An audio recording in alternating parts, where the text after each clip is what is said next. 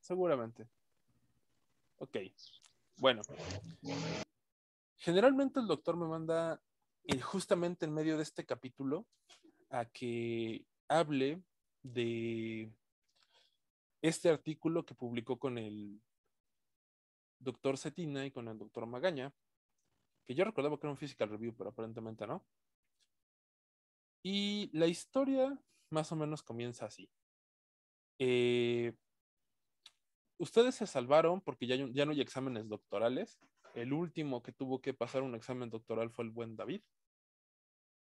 Pero hasta hace 4 años, todos ustedes tenían que pasar 4 exámenes doctorales.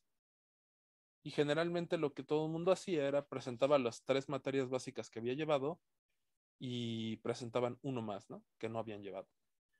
Entonces era muy común que todos los de doctorado que estaban llevando el curso y la mitad de los de maestría que estaban llevando el curso le aplicara el examen doctoral al final del curso a todos ustedes, ¿no? Entonces, una de las cosas que se preguntaba de manera antiquísima, estamos hablando de los 70s, 80s, cuando el doctor Valladares hizo su doctorado, era que se les pedía a ustedes encontrar la densidad de estados de un gas libre en 1, 2 y 3 dimensiones. Una cadena, un plano y un sólido regular, ¿no? Y se los dejábamos de tarea aquí, de hecho se los voy a dejar de tarea cuando estemos en capítulo 7. Y se los preguntaban en el doctoral. Entonces el doctor Valladares, cansado de que todo el tiempo le estuvieran preguntando esto, agarró y dijo, ¿y por qué no hacemos un gas de electrones libres en n dimensiones? ¿No? ¿Ustedes se pueden imaginar un sólido en n dimensiones? ¿Sí? ¿No? ¿Quién sabe?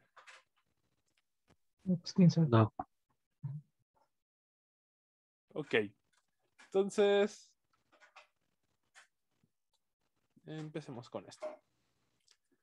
Entonces, la primera es, ¿qué es un sólido en n dimensiones? Bueno, en una dimensión, ¿no? Vamos a resolver el gas de electrones libres en una dimensión. ¿Cómo es un electrón libre en una dimensión? ¿Alguien se acuerda? Seguramente lo vieron con René Angie Santiago el semestre pasado. Y todos los demás son físicos, entonces estoy seguro que lo hicieron ya como 5 veces, ¿no? ¿Alguno de ustedes se acuerda?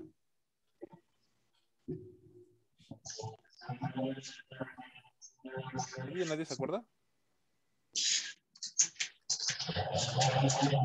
¿Cómo se resuelve el gas, un electrón libre en una dimensión? ¿Qué es un electrón libre?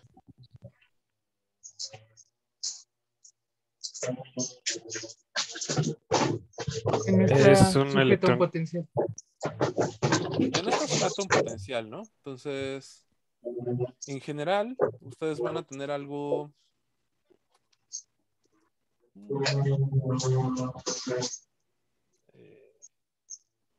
¿Estás en la calle, Angie?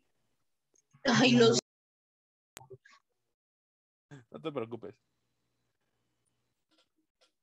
Es que se escuchaba mucho ruido. Entonces, ya mejor te puse mute.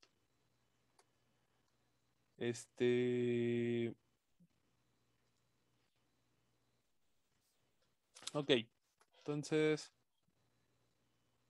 ¿cuál es la ecuación de Schrödinger de un electrón libre?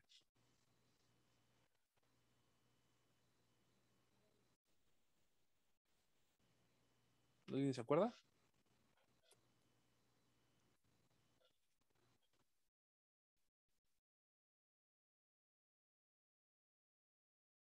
La ecuación de Schrödinger es menos h barra cuadrada entre 2m la segunda derivada respecto de x de psi igual a e de psi, ¿no? Esa es la ecuación del electrón libre. ¿Y cuál es la solución de este? ¿Alguien se acuerda?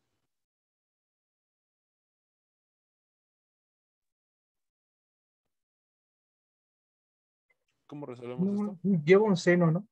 No me acuerdo bien. Bueno, si se llevan bien con sus amigos matemáticos, pues esto debería ser algo así como la segunda derivada respecto de x al cuadrado de psi más 2me entre h barra cuadrada por la energía, ¿no? Por psi. Y esto pues tiene soluciones del estilo senos y cosenos. Pero ¿cuál es el problema que se encuentran cuando resuelven este electrón libre?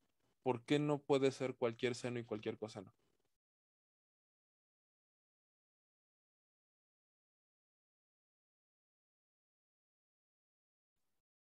¿Cómo? No sé. O sea, cuando hacen esto, la solución queda psi es igual a por el seno de kx más b por el coseno de kx. ¿Y cuánto vale k? Esta es repetición de cuántica,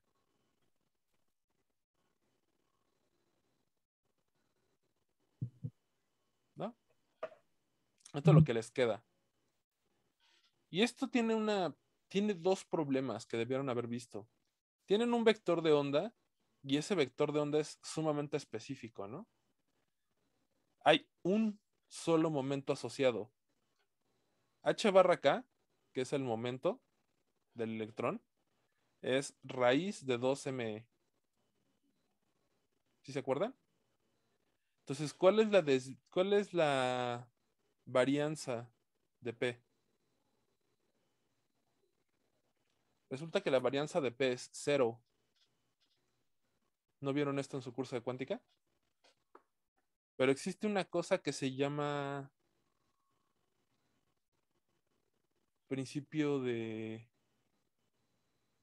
¿De qué? De incertidumbre de Heisenberg. El principio de incertidumbre de Heisenberg. Pero si una de las varianzas ya es cero, ¿cuánto tiene que valer la otra?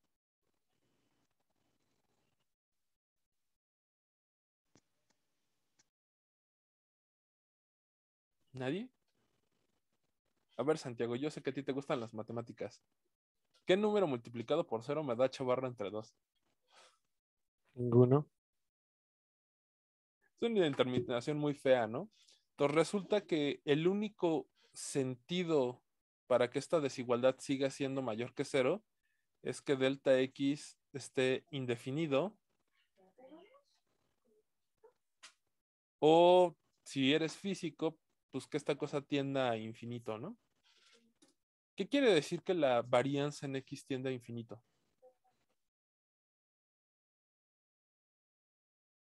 Sé que no sabemos dónde está la posición de la partícula. Que no sabemos dónde está, ¿no? Esta cosa no está constreñida en ningún punto. Entonces, literalmente la psi está desparramada por todo el espacio. Y si está desparramada toda por todo el espacio, pues ¿cuánto valen A y B?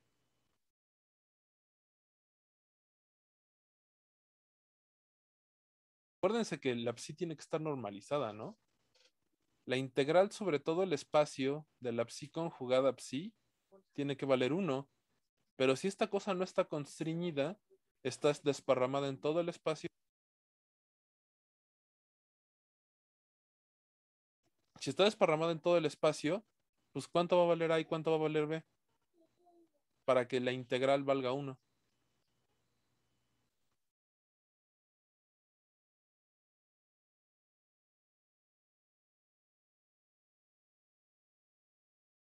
A y B tienen que tender a 0, ¿no? Uy.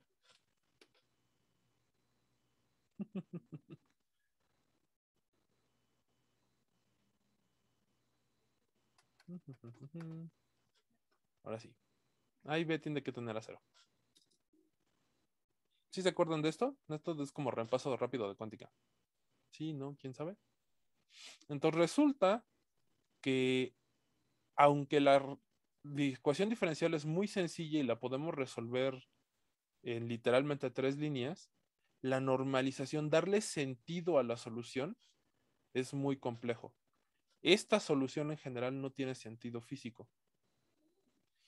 Porque no se puede normalizar y porque tiene un delta P igual a 0 y un delta X infinito.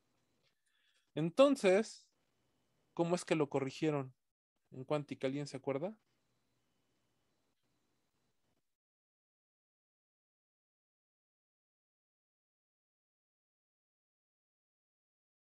Pues lo que suponen para resolver el electrón libre es que va a estar contenido en una caja, ¿no? ¿Alguien se acuerda quién fue el que propuso esto?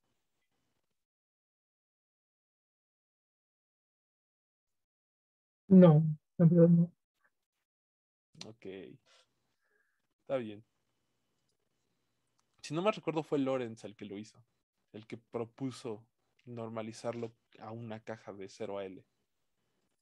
Entonces, cuando hablamos de resolver un electrón libre en una dimensión, lo que estamos pensando es un electrón libre contenido en una caja del lado L.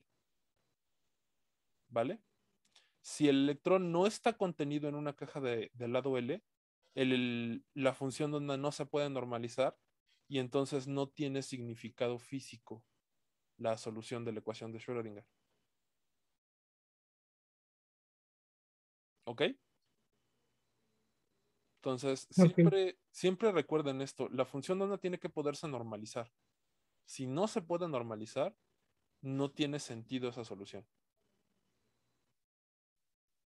Entonces, pues bueno, tenemos la ecuación de Schrödinger, encontramos la solución, a seno de kx, knx y por b coseno de kny, perdón, knx, perdón. Y bueno, ya la K pues va a estar normalizada, entonces tiene que tener tiene que ser un número entero de longitudes de onda, ¿no? De longitud de la caja. Y entonces, pues ya encuentran la solución en una dimensión y les queda que es n cuadrada pi cuadrada h barra cuadrada entre 2m l cuadrada. ¿Sí se acuerdan? Entonces, esta es pregunta de examen de disciplinario, ¿eh? Era lo primero que les ponían, así como resuélvenme el electrón en una caja. No pueden estar en doctorado si no saben hacer este problema. Y pues se resuelve en 4 líneas, ¿no?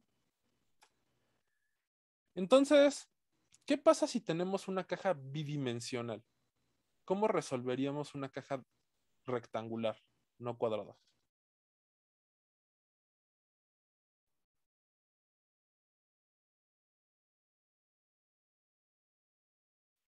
pues hay que aplicar en variables separables, ¿no? Suponen que las soluciones en X y en Y son separables, ¿no? Y entonces, pues tienen la ecuación de Schrödinger, suponen separación de variables, como bien dijo Oscar, y pues lo meten y van a llegar a que tienen dos Ks, ¿no? Una K para X y una K para Y, porque no necesariamente tienen la misma longitud, puede ser rectangular, ¿no? Y no necesariamente tienen el mismo número de ondulaciones. Puede que en la dirección X esté en el estado base con media ondulación y en el estado Y puedo tener 100 ondulaciones, ¿no? Son completamente independientes estos números cuánticos. Entonces yo voy a tener dos números cuánticos para dos dimensiones. Y la energía, pues la energía va a terminar siendo eh, la suma de los cuadrados, ¿no? Y entonces yo puedo ver al vector K como, precisamente, perdón, puedo ver a K, al vector de onda, como un vector. ¿Por qué como un vector? Porque se puede sumar y se puede multiplicar como un vector. ¿Vale? ¿Cómo extendemos esto a n dimensiones? Esa fue la pregunta que se hizo el doctor Valladares.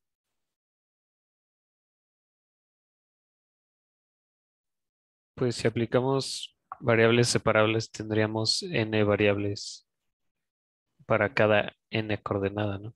Tendríamos n soluciones, una para cada coordenada, ¿no? Entonces, y la solución general es el producto de mis n funciones, ¿no? Y entonces tendríamos una AJ, donde es la dimensión j décima, seno de KNJ más BJ coseno de KNJ, ¿no? Y bueno, el vector K, pues es la suma de todas estas coordenadas, ¿no? Del K1 en dirección X, del K2 en dirección Y, o KX, KY, KZ, y luego cómo le agregamos cuando son más de una, ¿no? Entonces hay que ponerle ahí unos índices. ¿Y cuánto valdría cada K? Pues cada K tendría que ser un múltiplo entero de pi dividido entre la longitud de la caja, ¿no? ¿Están de acuerdo? Y la energía, pues la energía es h barra k cuadrada entre 2m. ¿Por qué la energía es h barra k cuadrada entre 2m?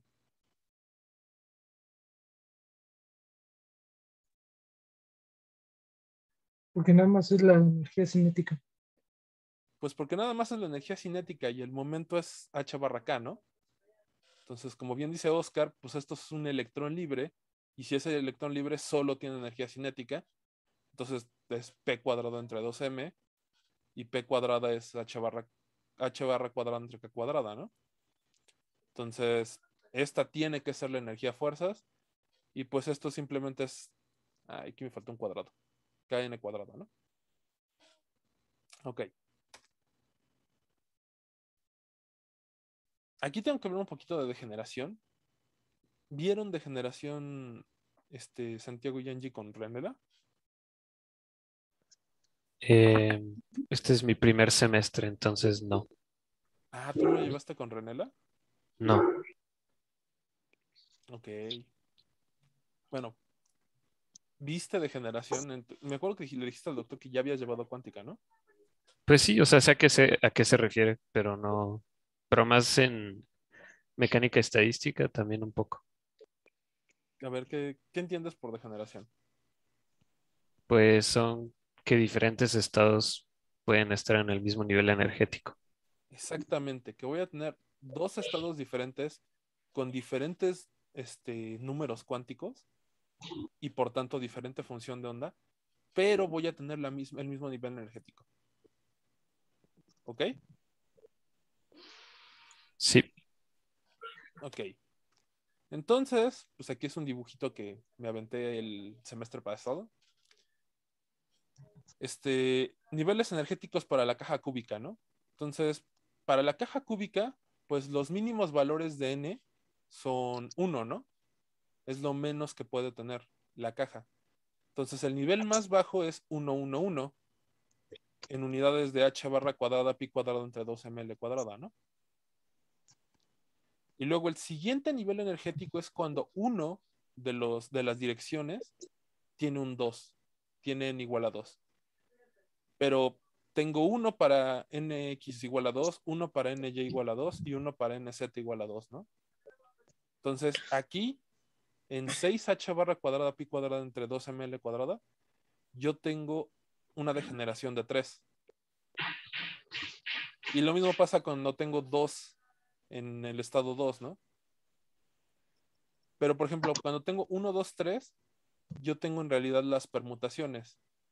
Entonces, dependiendo, cada nivel energético va a tener un diferente grado de degeneración. ¿Vale? ¿Y esto para qué me sirve? ¿Por qué tiene que ver con densidad de estados? ¿Cómo definimos densidad de estados? Pues es como lo que habíamos visto en la curva, ¿no? De cómo eh, para cierto valor de la energía teníamos que todos los estados podrían estar en el mismo punto energético. La densidad de estados la vamos a definir literalmente como qué tantos estados voy a tener aquí. Va a ser como qué tan degenerado está ese nivel energético. Entonces, por ejemplo, si yo me fijo en esta escala, en el 1, pues yo voy a tener 0. Entonces, mi densidad de estados para 1 y para 2 es 0, ¿no? Cuando tengo una energía de 3, pues mi densidad de estados ya es diferente de 0. Tengo un estado ahí, entonces ya tendría 1. Y luego para 4 y 5, pues de nuevo vuelvo a tener 0, ¿no? Y luego para 6, pues voy a tener 3 estados, ¿no? Entonces yo literalmente puedo ir contando qué tan degenerado está ese nivel energético. Entonces, la degeneración en una caja en mecánica cuántica es si dos o más estados distintos del sistema, es decir, con distintos, me refiero a diferentes números cuánticos, tienen el mismo valor energético, ¿no? Como bien dijo Santiago. En el caso de la caja cúbica, pues tengo tres números cuánticos, nx, ny y nz. Y cómo se relaciona la degeneración con la densidad de estados, ¿no? Entonces, en física del estado sólido, la densidad de estados, generalmente le ponemos 2 por density of states, de un sistema describe la cantidad de estados degenerados que se pueden ocupar a cada nivel de energía. Entonces, literalmente la densidad de estados ND por una delta D es el número de estados del sistema que se encuentran entre la energía E y E más delta E. O si les gusta centrar los histogramas entre E menos delta E entre 2 a E más delta E entre 2, ¿no? O sea, es una delta E de ancho de histograma. Y el número de estados total en la banda se define como en la integral de la densidad de estados desde el fondo de la banda hasta el nivel de Fermi, ¿no? En general, el llenado no va a ser un llenado rígido, sino que en general vamos a estar en una temperatura distinta de cero, y eso hace que el llenado no sea todos los estados abajo del nivel de Fermi estén llenos, todos los estados arriba del nivel de Fermi estén vacíos, sino lo que realmente encuentran Fermi-Dirac es que conforme nos acercamos al nivel de Fermi, la transición es suave, es una función escalón. ¿Cuál escalón? Pues la función de Fermi-Dirac. ¿Sí ubican la función escalón? Hacemos un poquito de esquemático.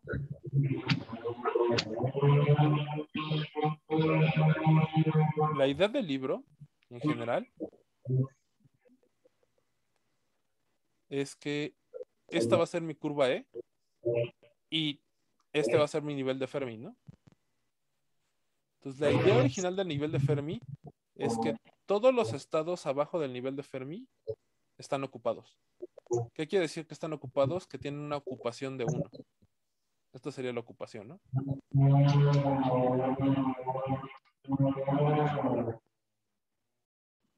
Sí, ¿no? Y todos los que están arriba del nivel de Fermi tienen una ocupación de 0. Están completamente desocupados.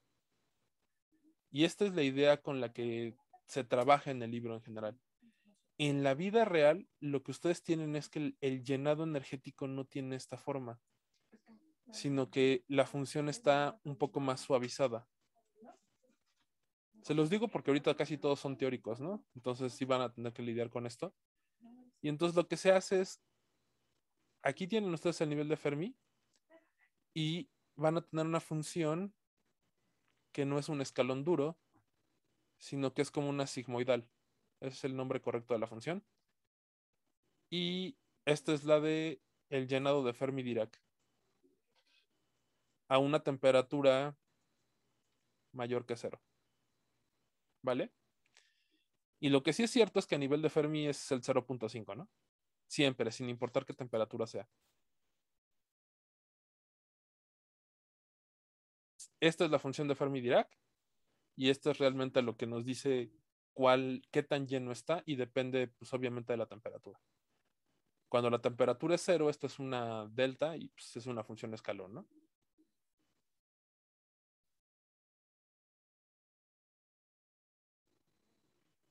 Ok, nos toca entonces hablar un poco del espacio recíproco. ¿Qué significa un vector de onda K?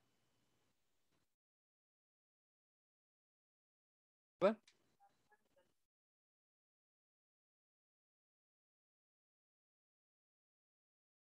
¿Quién se acuerda del espacio recíproco?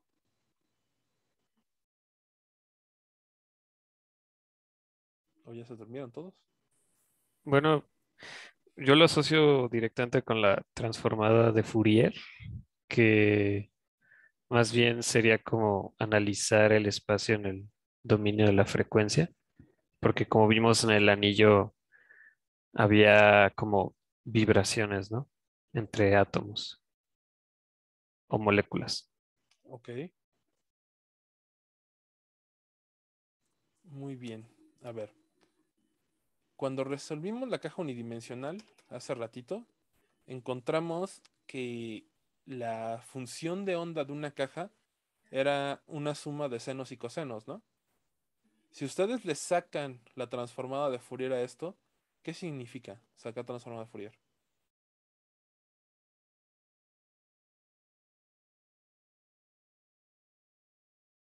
¿Te acuerdas, Santiago? Pues sí es como cambiar las variables a un dominio de frecuencia, ¿no? Ah, caray.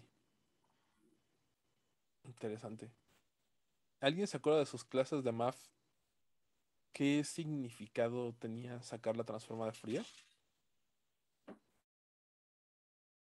¿Por qué Fourier lo propone? Porque esto ya es un análisis moderno. Santiago está expresando cuál es la interpretación moderna de la transformada de Fourier, pero esa no fue la idea original. ¿Alguien se acuerda cuál es la idea original de hacer una transformada como la de Fourier o como la de Laplace?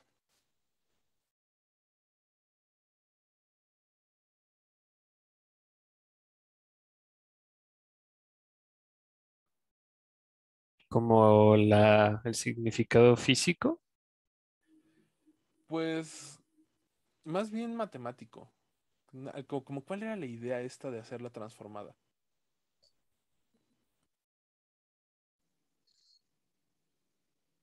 Ok. Ustedes, te- Simplificar.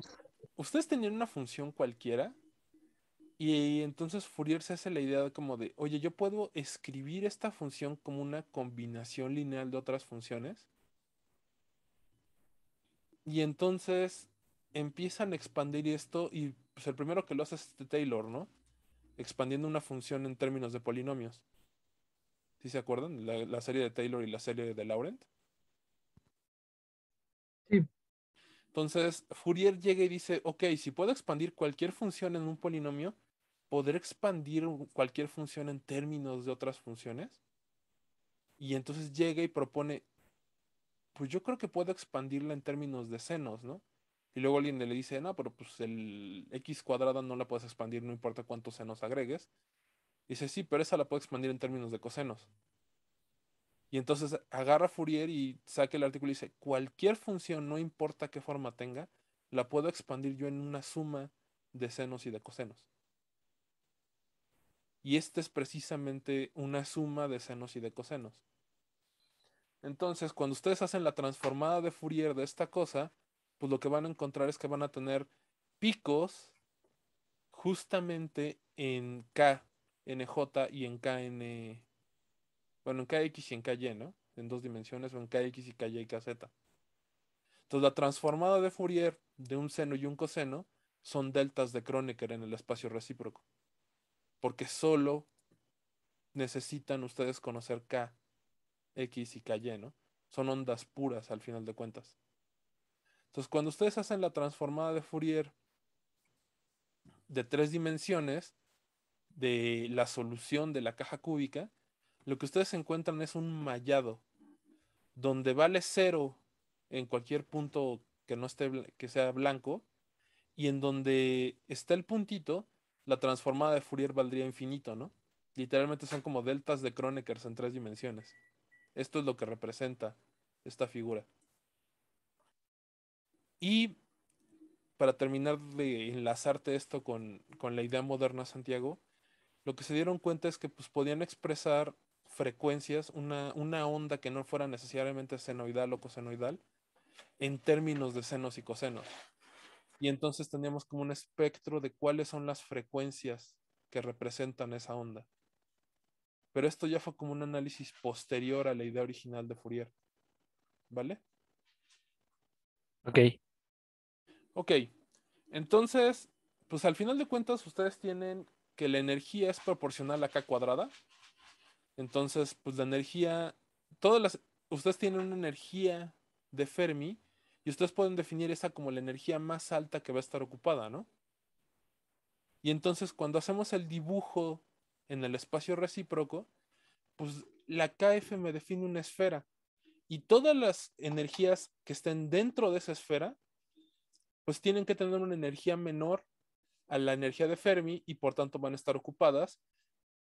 Entonces, podríamos definir esta como la esfera en 3 dimensiones de todos los estados ocupados y todos los que están afuera, todos los estados desocupados, ¿no? Pero, pues yo necesito encontrar la densidad de estados en el espacio K, porque cuando definimos la clase pasada la densidad de estados de la energía, nos dimos cuenta que era proporcional a la densidad de estados en el espacio K, ¿no? ¿Sí se acuerdan? Sí. Entonces, pues tengo que encontrar la densidad de puntos K en esta esfera. ¿Están de acuerdo? ¿Y cómo calculo la densidad de puntos K?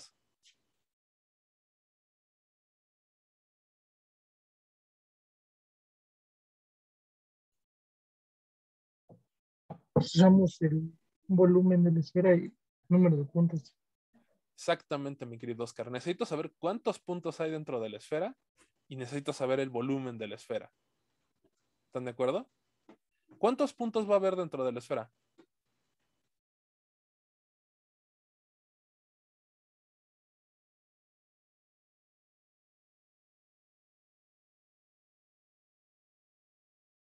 ¿Cuántos puntos voy a tener?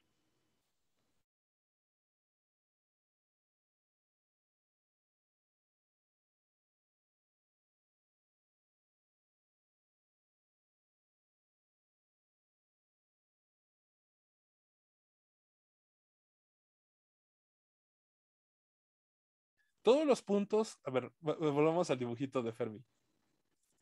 Todos los puntos abajo de al de la energía de Fermi están ocupados, ¿no? Entonces yo aquí voy a tener niveles energéticos, tal vez muy densos, pero niveles, ¿no? Y en cada nivel energético yo tengo que tener electrones, ¿no? Entonces, ¿cuántos niveles, cuántos puntos K voy a tener? Pues tiene que ver con cuántos electrones tengo en el sistema, ¿no?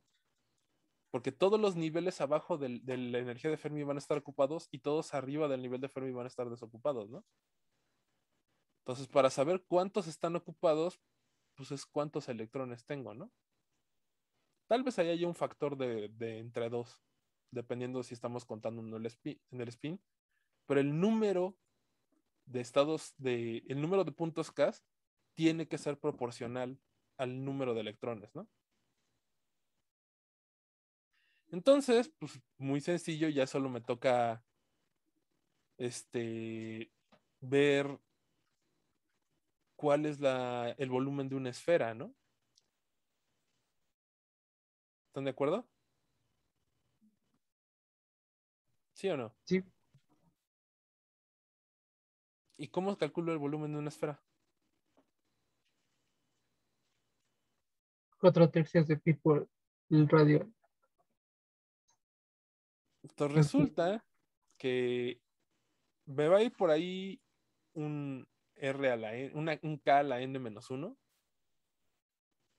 Perdón, un K a la N, ¿no? 4/3 de pi por radio al cubo. Entonces el volumen siempre va a ir como el K a la N, donde N es la dimensión de la esfera. Y dn es el factor por el que va multiplicado la esfera en n dimensiones, ¿no?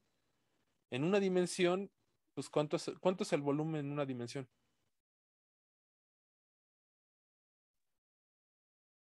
Pues simplemente la longitud, ¿no? Entonces, pues solo la longitud. En 2 dimensiones, ¿cuánto vale una esfera? Es pi por radio al cuadrado, ¿no? Entonces, mi factor es pi. En 3 dimensiones es 4/3 de pi por radio al cubo, ¿no? Entonces,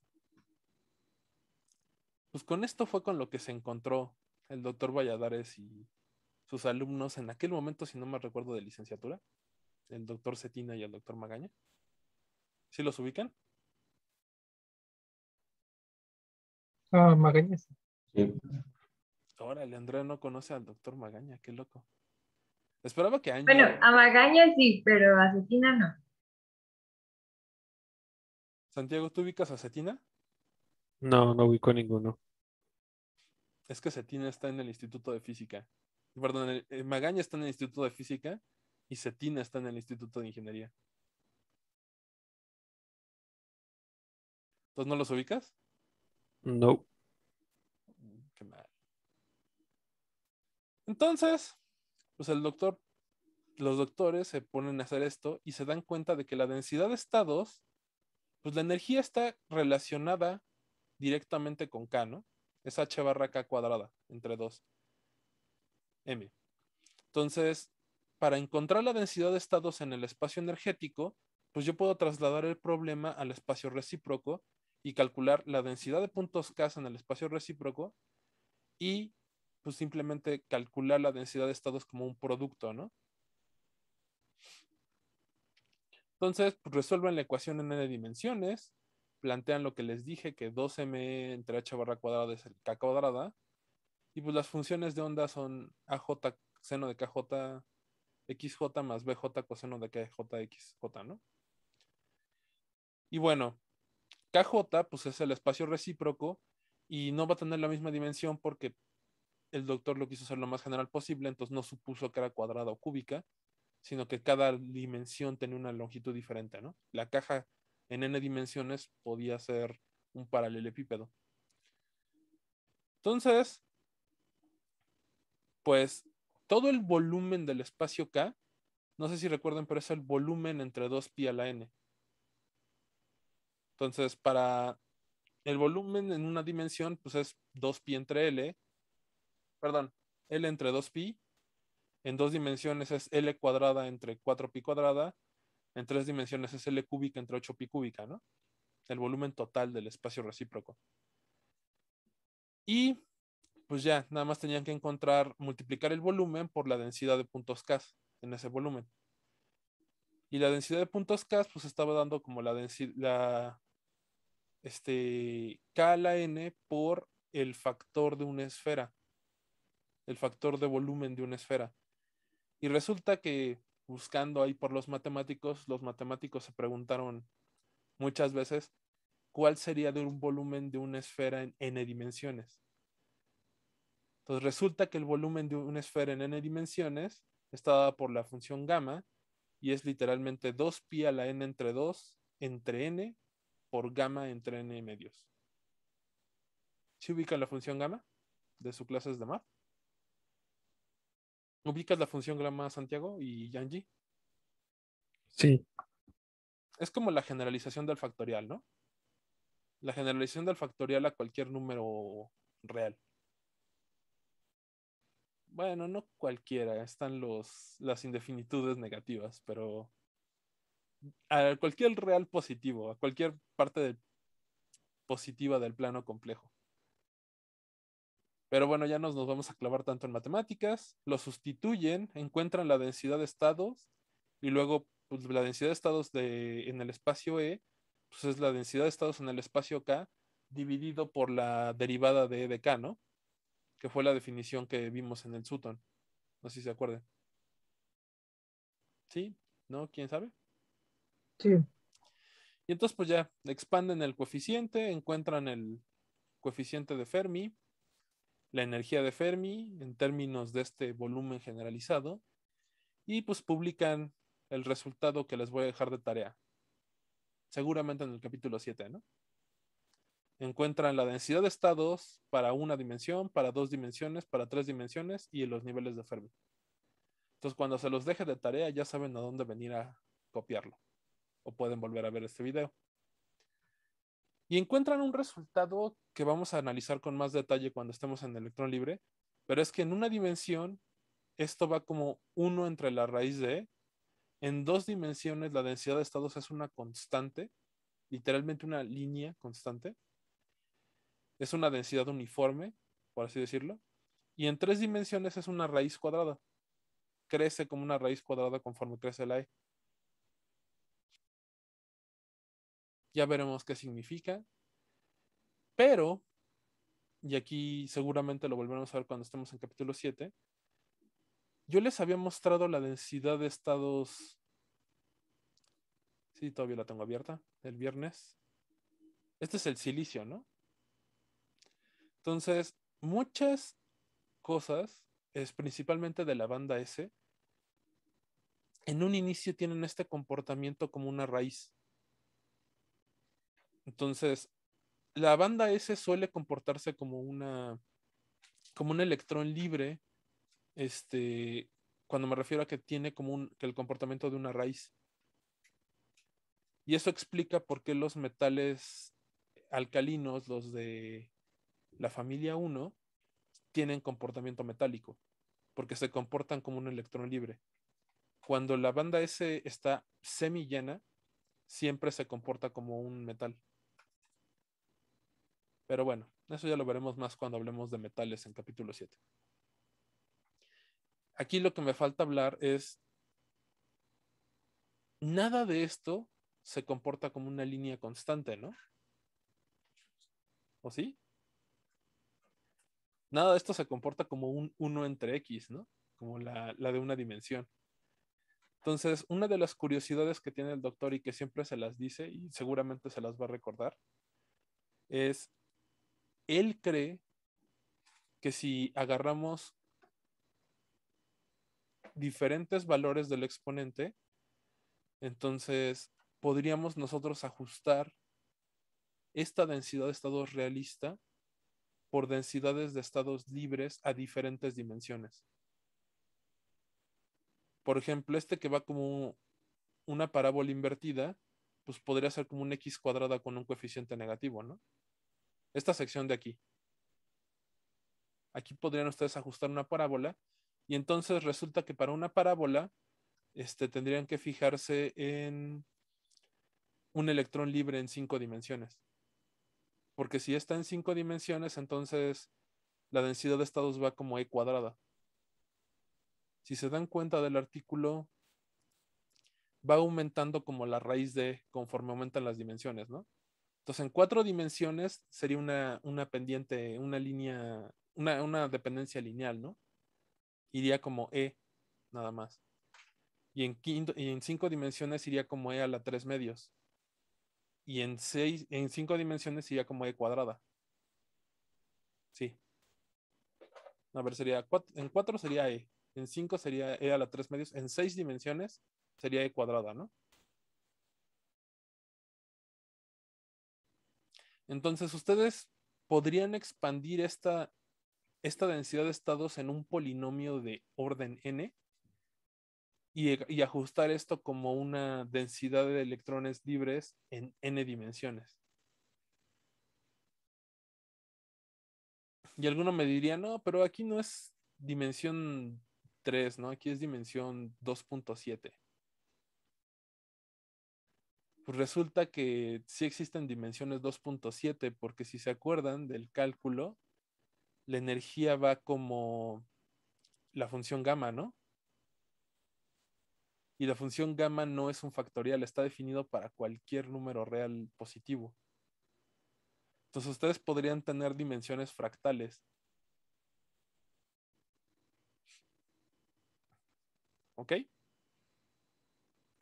Y bueno, después se mete a calcular calor específico y otras cosas. Y hay una continuación de este artículo que lo vengo a resolver en el capítulo 7, que es el modelo de Debye. Entonces ya me meto a ver cosas termodinámicas en n dimensiones. Y literalmente se llama modelo de Debye en n dimensiones.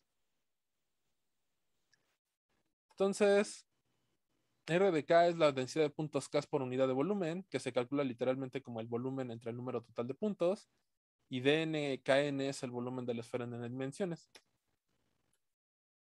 Y pues con eso obtenemos cuánto vale la densidad de estados para una caja del electrón libre en n dimensiones, que es literalmente esto. ¿Vale? Entonces, repaso rápido. ¿Qué es la densidad de estados?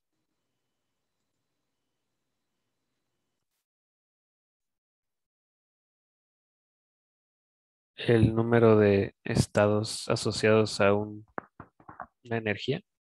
Es qué tan degenerado está el sistema para una energía E, ¿no? O sea, es qué tantos estados tienen esa energía.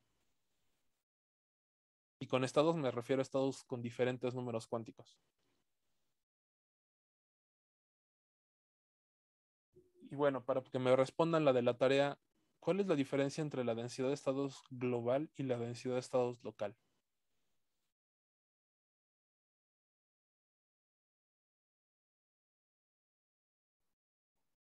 Solo recuerdo que la global tiene que ser la suma, igual a la suma de las De las locales. locales, ¿no? La global es la suma o el promedio de todas las densidades de estados local. Es la suma cuando integra n, ¿no? Entonces agarras la densidad local de cada electrón, la sumas y pues te da la densidad global y pues integra n, ¿no? Es la promedio cuando divides entre 1 entre n y integra 1, que también suele utilizarse esa normalización cuando están digitalizando cosas. La densidad de estados locales es la densidad de estados de cada átomo. ¿A dónde se va a localizar cada electrón de cada átomo? ¿Vale? En los primeros capítulos solo tenemos un electrón por átomo, entonces la densidad local de ese átomo pues es ese electrón. A partir del capítulo 5 vamos a considerar más de un electrón por átomo y entonces la densidad de estados local va a ser por electrón. ¿Vale?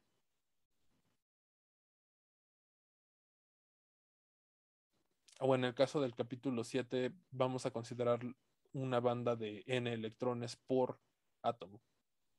Entonces la densidad de estados locales es la densidad local de cada átomo. La densidad global es el promedio o la suma de todas las densidades locales.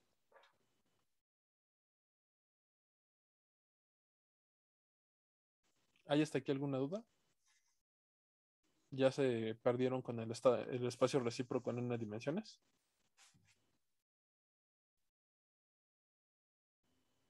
¿No? ¿Sí? ¿Está todo bien? En el Sí, creo que capítulo quedó todo bien. 4, en el capítulo 4 tienen que dibujarme el espacio recíproco, la primera zona de Brillouin, para la red cúbica, la red ESC y la red FSC. Entonces resulta que para los cristales no son esferas, sino tienen forma. Y van a resultar que son poliedros, ¿no? Y ya cuando veamos cosas como metales, pues se van a dar cuenta de que pues, sí son esferitas para los metales.